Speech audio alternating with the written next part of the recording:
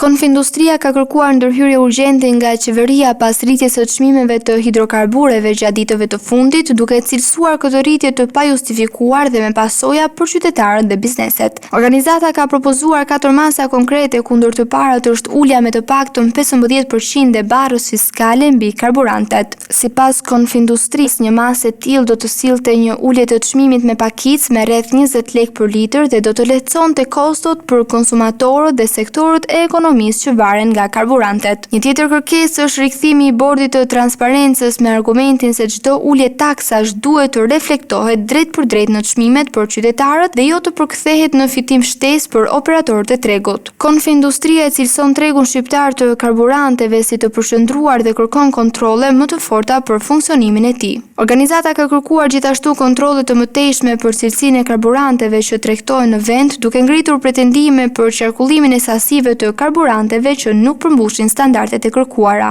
Një tjetër shqetësim i ngritur lidhet me kontrabandën, për të cilën Konfindustria kërkon angazhimin e institucioneve shtetërore dhe të SPAK-ut, duke pretenduar se aktivitetet e palishme në këtë sektor i shkaktojnë dëme të mëdha buxhetit të shtetit. Një tjetër shqetësim i ngritur lidhet me kontrabandën, për të cilën Konfindustria kërkon angazhimin e institucioneve shtetërore dhe të SPAK-ut, duke pretenduar se aktivitetet e palishme në këtë sektor i shkaktojnë dëme të mëdha buxhetit të shtetit. Sipas organizatës, çmimet e naftës në Shqipëri vijojnë të jenë më të larta krahasuar me vendet e rajonit dhe disa vende të Bashkimit Evropian, duke ushtruar presion mbi industrinë, prodhimin vendas dhe ekonominë familjare. Konfindustria i ka bërë thirrje qeverisë që të ndërhyjë për të frenuar rritjen e mëtejshme të çmimeve dhe për të garantuar një treg më transparent për karburantet.